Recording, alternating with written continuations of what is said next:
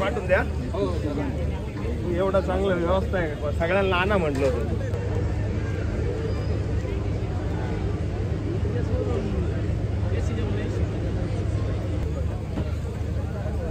व्यवस्थित आहे कडा.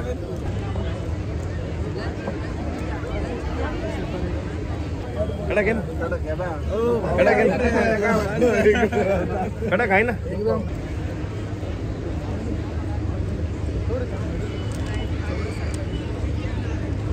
कस काय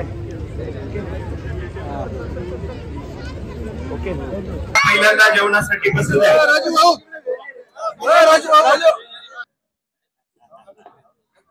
झेरॉक्स करून आपण देऊन टाकू सगळ्यांना.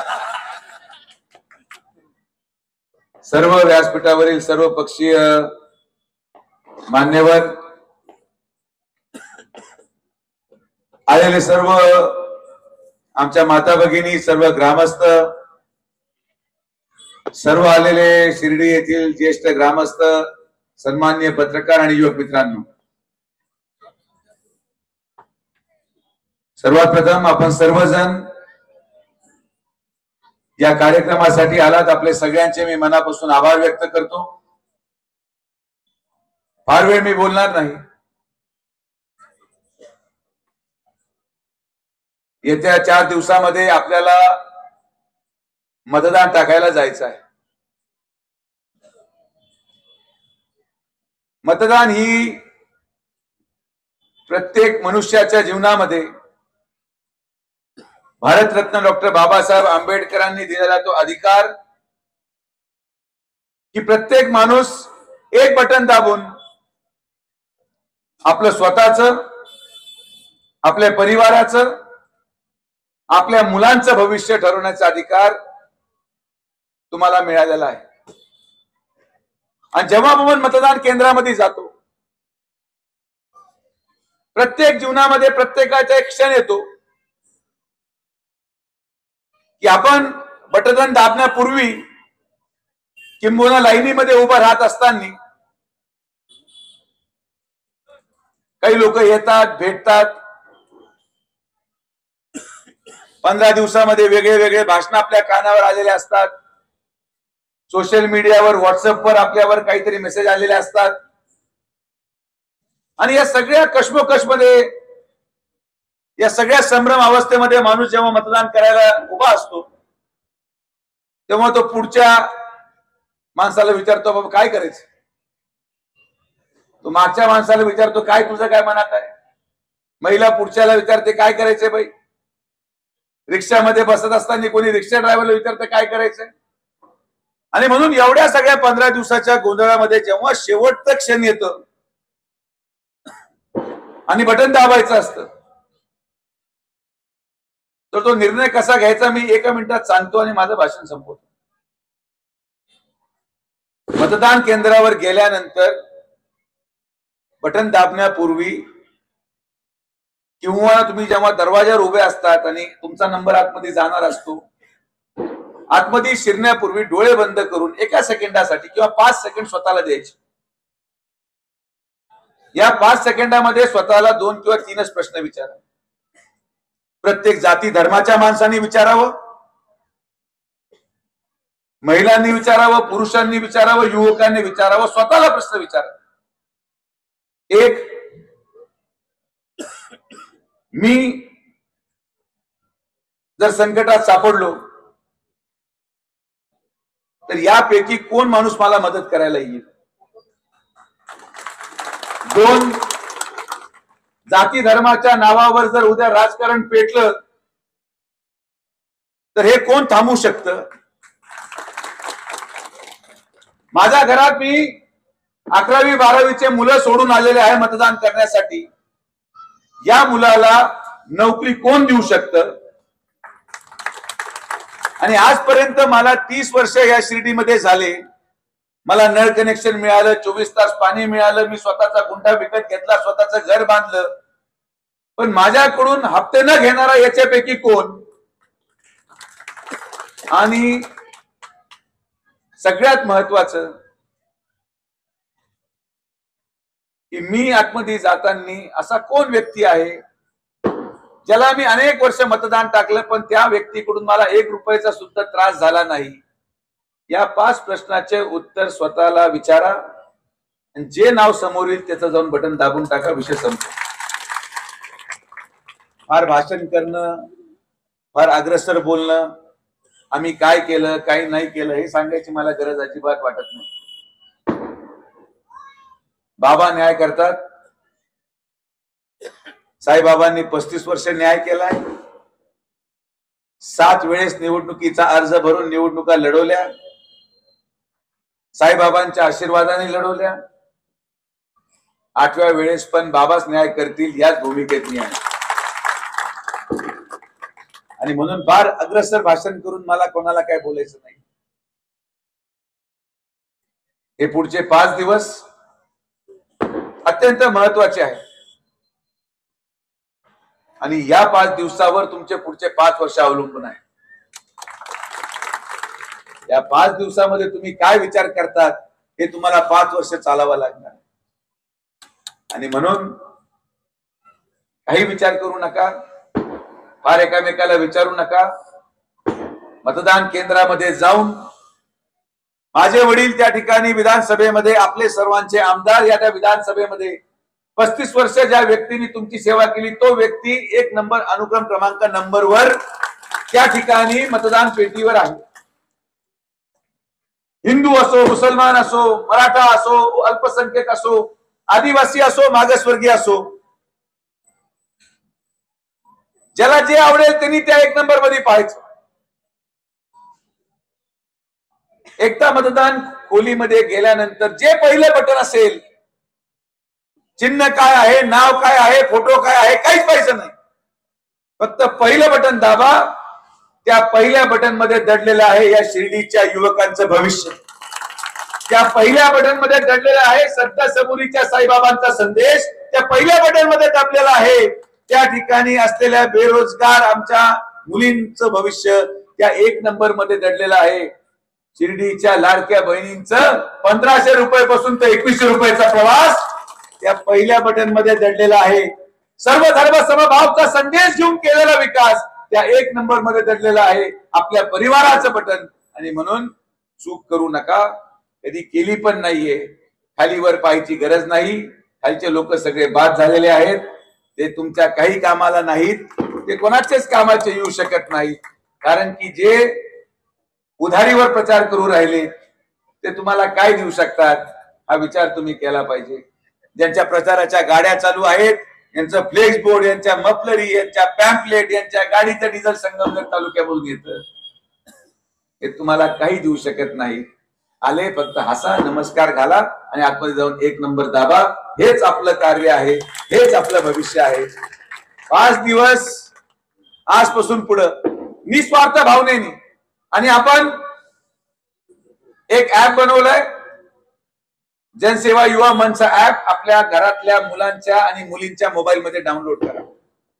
नसेल तर तुम्हाला आमचे लोक देतील, जगन्नाथ देईल, जगू देईल, रवी तात्या देईल, नितीन देईल, गोपीनाथ बापू, कोणी पण देईल. जो तुम्हाला आवडेल त्याच्याकडून घेऊन टाका. तो ऍप तुमच्या बरोबर आहे ना, जो कोणी आवडेल. सगळ्यांना सगळे आवडत नाहीत. आणि असं झालं की आणि एखादा व्यक्ती जर सगळ्यांनाच आवडला, समजा आपण बापू सारखं उदाहरण घेऊ, तर आपण काय म्हणू, जो आवडेल सगळ्यांना तोच आवडेल देवाला. त्यामुळे सगळ्यांना आवडणारा व्यक्ती पण बापू म्हणून उपयोग नाही. नाहीतर मग दसके विकले भाषण करावं लागतं की जो आवडेल सगळ्यांना तो आवडेल देवाला. त्यामुळे लिमिटेड लोक, हा व्यक्ती याला आवडतो, तो व्यक्ती त्याला आवडतो, हा व्यक्ती याला आवडतो. ज्याला कोणा आवडेल त्याच्याकडून आपल्या मोबाईल मध्ये जनसेवा ऍप डाउनलोड करा. मी तुम्हाला आज एक शब्द देतो. त्या ऍप मध्ये तुम्हाला काही तक्रार असेल, काही तक्रार, तुमची गटर तुंबली, तुमचा लाईट बंद पडला, तुमच्या घरी पाणी नाही आलं, तुमच्या मुलाला सांगा त्या सुजय विखेच्या ऍप मध्ये ही तक्रार टाक. माझा माणूस तुमच्याकडे 1 दिवसात पोहोचेल आणि 5व्या दिवशी तुमचा काम मार्गी लावून टाकेल. विषय संपला. फार जास्त अर्ज घेऊन आमची वाट पहा, याला बोलवा त्याला बोलवा, याचे पाय पडा त्याचे पाय पडा, काही गरज नाही. सरकार आपलंच येणार आहे. आमच्या लाडक्या बहिणी परत एकदा, आणि विरोधकांना पुढे गेले आमचे राष्ट्रवादी तुमचे बरोबर म्हणजे जुन्या काळातले तुमचे जेवढे मित्र आहेत त्यांना सांगा, आज अशी परिस्थिती होणार आहे शिर्डीमध्ये. जे लोक समोरच्या स्टेजवर बसलेत ना भाषण करत, मोटरसायकलवर जेव्हा ते त्यांच्या मंडळीला मतदानासाठी घेऊन जातील, त्यांना हे माहिती नाही, पण मला माहिती आहे की माझी लाडकी बहीण कमळच दाबणार, त्या बाबतीत पहिली शंका नाही. सरकार आपलं आहे, जनसामान्यांचं आहे, सर्व धर्मसमभावाचं आहे. आणि म्हणून मला आपल्या सगळ्यांना हात जोडून विनंती करायची की आज आपण सगळेजण एक परिवार म्हणून राहिलोय. आजपर्यंत या परिवारामध्ये कोणी आलं नाही आणि कोणी येऊ पण शकत नाही. जोपर्यंत इथं सुजय विखे उभा आहे तोपर्यंत कुठल्याही गरीबाच्या केसाला धक्का मी लागू देणार नाही, एवढंच तुम्हाला त्या ठिकाणी.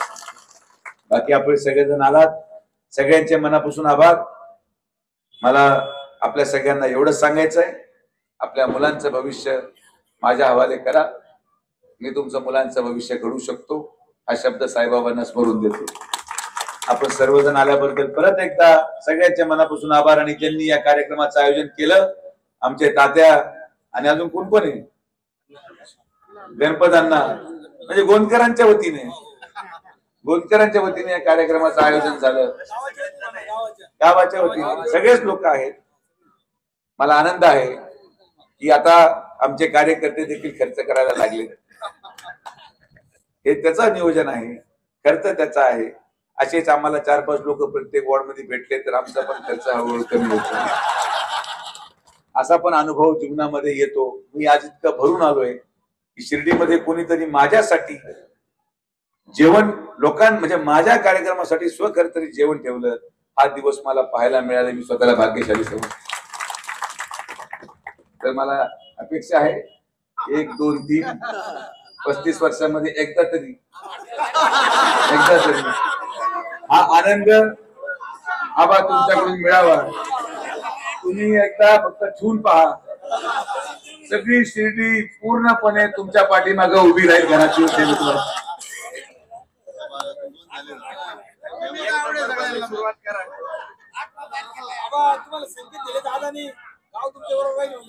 कारण की शिर्डीमध्ये अनेक वर्ष लोक हा विचार करतात की कधीतरी याच्या आपल्या मांडवात घ्यायचा, म्हणून तुम्ही तिघांनी ही वर्गणी करून आणि अण्णांना 4थं घ्या. तुम्ही जेव्हा एकत्रितपणे जेवण ठेवाल तेव्हा मी तुम्हाला शब्द देतो, आपले सोडा विरोधक सुद्धा जेवायला येतील, ही तुमची सगळ्यांची कला. म्हणून तुम्ही हे कराल अशी अपेक्षा मी ठेवतो.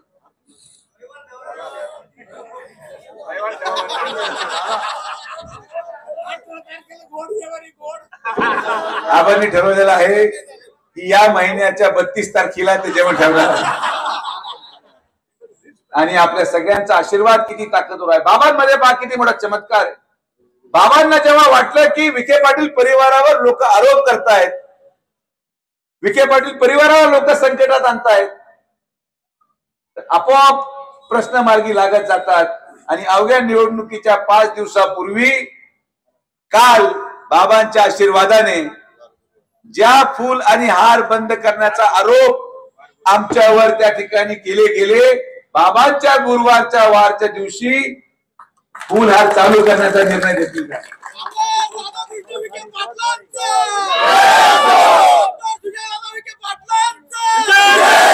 त्यामुळे बाबांनी पाहिलं वरतून, हे कोण कोण येऊ राहिले प्रचाराला, हे कोण कोण उभे राहू राहिले. ते म्हटले अरे बाबा यांच्याकडे दिलं हे पूर्ण कार्यक्रम लावून टाकतील, आपल्याला विखे पाटील शिर्डीसाठी योग्य आहेत. आणि बाबांनी दिलेला आशीर्वाद हा आमच्या पाठीशी उभा राहिला आणि संकट सुटत गेले. निस्वार्थ भावनेने 1 महिन्यापासून पळतोय. कोणी जरी आरोप केला का तो आरोप दुसऱ्या दिवशी सुटतो. हा चमत्कार मी होताना या शिर्डीच्या भूमीमध्ये पहिल्यांदा पाहिला. आणि म्हणून आपण सगळेजण असंच प्रेम ठेवा, चांगलं काम करू. परत 5 वर्षामध्ये जेव्हा मतं मागायला येईल तेव्हा माझ्या शिर्डीमध्ये, आपल्या शिर्डीमध्ये मी स्वतःच्या मालकीचं 200 खाटाचं मोफत रुग्णालय सुरू करत आहे. कारण की आज या ठिकाणी आपण जेव्हा इथं इतके लोक बसले, तुम्ही मला सांगा की आपल्या घरामध्ये रात्री कोणाला अपघात झाला, आपल्या घरामध्ये रात्री कोणाला हार्ट अटॅक आला, आपल्याला रात्री कधी 10 वाजता संस्थांमध्ये बेड मिळतं का? कोणाला मिळालं का सांगा?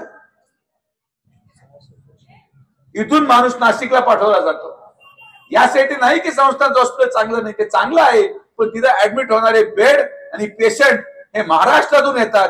शिर्डीच्या लोकांनी कुठे जायचं? तर तुमचा मुलगा तुमच्यासाठी उभा आहे. माझ्या दवाखान्यामध्ये सगळ्या खाटा फक्त राहता तालुका आणि शिर्डीच्याच लोकांसाठी राहणार, हा शब्द मी तुम्हाला त्या ठिकाणी देतो. आणि एकदा दवाखाना झाला की जो कोणी असं ढिल्ला पडलेला असेल त्याला सगळ्यांना नटबोल्ट चांगले आवडून परत घरी पाठवेल. त्यामुळे काळजी करायचं कारण नाही. म्हणून जसं गाडी एकदा सर्व्हिसिंगला आली, हळूहळू एकेकाची तपासणी पण सुरू होईल. सुरुवात तिथून करू आणि असं सरकत जाऊ, असं सरकत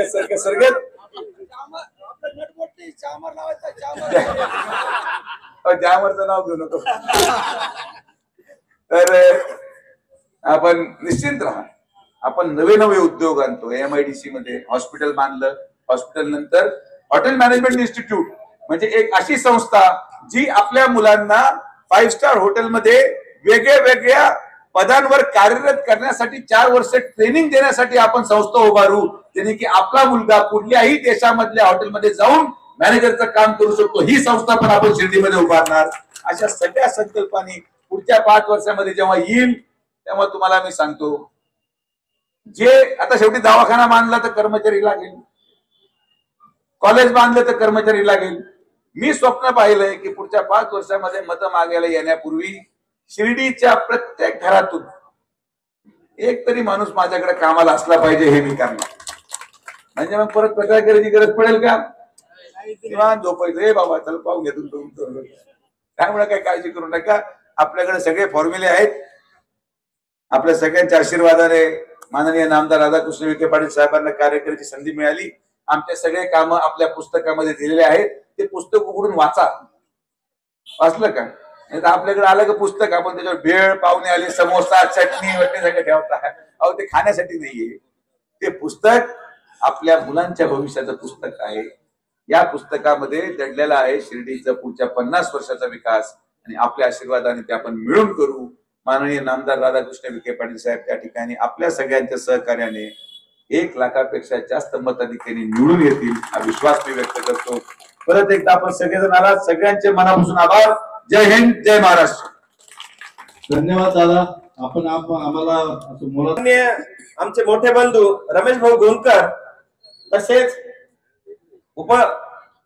उपाध्यक्ष मान्य गोपीनाथ बापू गोंदकर आणि आमच्या आजी मान्य नानी, उपाध्यक्ष मान्य निलेश दादा कोते आणि आमचे मोठे दुसरे बंधू गणपतांना आणि आजच्या सभेचे अध्यक्ष मान्य लतीफभाई शहा.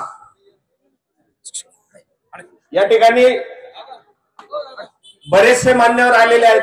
आताच विजयराव जगतापांचं आगमन झालं. बरेचसे नगरसेवक इथे उपस्थित आहे. सर्वांचं नाव घेणं, उल्लेख करणं वेळ लागेल आणि उशीर झालेला आहे. जेवणाचा 1 तास तसाही उशीर झालेला आहे. मी तुमचा वेळ घेणार नाही. दादा, या परिसरातल्या नागरिकांचं तुमच्यावर एवढं प्रेम आहे, तुम्ही येऊस्तोवर ते 1 तास जेवणाला थांबू शकतात. यातूनच त्यांचं ते प्रेम व्यक्त होतं. या निमित्तानं मी सांगू इच्छितो, शिर्डी शहराची 32,000 मतदार यादीची लोकसंख्या आहे आणि आमच्या परिसरातून जास्तीत जास्त मताधिक्य देण्याचं काम या निमित्ताने या प्रभागातील सर्व नगरसेवक मित्र आणि आम्ही सगळे पदाधिकारी करू. या निमित्ताने एवढाच एक विश्वास देतो आणि येत्या 20 तारखेला मतदान टाकीत असताना आम्ही पक्ष बघणार नाही, फक्त साहेबांचा चेहरा बघणार आणि मतदान टाकणार. आणि मी तुम्हाला आलेल्यांना सगळ्यांना सांगतो, मी ज्यावेळेस निवडून आलो त्यावेळेस माझ्या प्रभागात अक्षरशः टँकर चालायचे. टँकरचं पाणी असायचं आणि त्या टँकरच्या पाण्याच्या एकेका हंड्यावरून महिलांचे भांडण होत असायचे. मी अपक्ष म्हणून विरोधात निवडून आलो तरी सुद्धा दादांनी मला रसद पुरवली आणि माझ्या आंबेडकर नगर वासी असेल, नालावासी असेल, यांचा टँकर मुक्त करण्याचं काम या निमित्ताने शिर्डी नगरपालिकेच्या माध्यमातून करून दिलं. आणि असा एकमेव परिसर आहे 2001 ला नगरपंचायत अस्तित्वात आली आणि 2016 त्या लोकांना पहिल्यांदा ड्रेनेज लाईन आणि नळाला पाणी दिलं गेलं. हे सुजय दादांची आणि नामदार साहेबांची कृपा त्या परिसरावर आहे. आणि म्हणून तुम्ही बघा, आंबेडकर नगरला जाणारा रस्ता 10 फुटाचा होता, साहेबांच्या माध्यमातून तो 18 मीटर झाला. घरकुलाचा सगळ्यात मोठा विषय, या गोरगरीब जनतेला अर्धा गुंठा जागा म्हणजे किमान 20 लाख रुपये किमतीची जागा या निमित्ताने दादांनी मोफत देण्याचं काम या निमित्ताने केलेलं आहे. त्यावर घरकुल बांधण्यासाठी शासनाचं अनुदान आहे 2,65,000, तेही ते लागू करणार आहेत, तेही देणार आहेत. म्हणजे गोरगरीब घराण्यातला माणूस चांगल्या घरात राहावा हे मोदींचे स्वप्न दादांच्या माध्यमातून आपल्याला या ठिकाणी पाहायला मिळतात. आणि इथल्या गोरगरीब जनतेला रोजगार मिळावा त्यासाठी दादांनी थीम पार्क साठी नव्याने उपक्रम सुरू केला आणि त्याचं तेजीचं काम या ठिकाणी सुरू आहे. दादा, आमच्या काही ठिकाणी अशी अवस्था होती वार्डामध्ये का छोटे छोटे रस्ते, छोटे छोटे ड्रेनेज, मी तर सांगेल सर्वात जास्त निधी नगरपंचायतीने या 5 ते 6 वर्षात खर्च केला असेल तर तो 11 नंबर वार्डावर नगरपालिकेने खर्च केला आणि तो आपल्या माध्यमातून मिळाला ही मी तुम्हाला विनंती करतो. एवढं बोलत असताना मी शेवटच्या टप्प्यात जातो. तुम्हाला जेवायचं आहे, दादांचं पण तुम्हाला ऐकायचं आहे. दादा, आमची आजी तुमच्या शेजारी बसलेली आहे, वनकर सरांचे मिसेस. तुम्ही मागच्या 2 हप्त्यापूर्वी त्यांचं स्वागत केलं. त्यांनी 10 गुंठे जागा मंदिराची दान केली आणि म्हणून त्यांचं तुम्ही कौतुक केलं, सत्कार केला. त्यांच्या मिस्टरांना आम्ही सगळ्यांनी, गणपतांना, आम्ही सगळे भाऊबंधांनी शब्द दिला होता का तुमची हयात असताना इथलं कॅम्पेनिंग ग्राउंडचं जे काही काम आहे ते आम्ही करून दाखवू. दादा, तुमच्या आशीर्वादानं बाबांच्या समाधीची 15 ऑक्टोबर 2018 ला बाबांनी समाधी घेतली. आम्हाला पैसे भरायचं पत्र सुद्धा 15 ऑक्टोबर 2024 ला मिळालं. दादा, हा योगायोग नाही, साईबाबांचा आशीर्वाद आहे आमच्या कुटुंबावर. आणि आमच्या नानीच्या गोंदकर सरांच्या 1 वर्षाच्या आत, वर्ष श्राद्धाच्या आत तो GR आम्हाला मिळाला आणि या निमित्ताने या परिसराचा विकास होण्यासाठी आणखी मोठा एक मैलाचा दगड या निमित्ताने रावला गेला. आणि तुमचे आभार मानण्यासाठी आणि साहेबांना 1.25 लाख मताच्या धिक्क्याने निवडून देण्यासाठी मी एक छोटा कार्यकर्ता म्हणून, नामदार साहेबांचा म्हणून मी आज हे काम केलं. आणि याचे आशीर्वाद साहेबांना मिळवत आणि साहेब राज्याचे उपमुख्यमंत्री होत आणि परत एकदा साहेब 1.5 लाखाच्या ते 1.25 लाखाच्या मताधिक्याने निवडून येऊ, एवढेच या ठिकाणी प्रस्तावित करतो आणि थांबतो. जय हिंद, जय महाराज.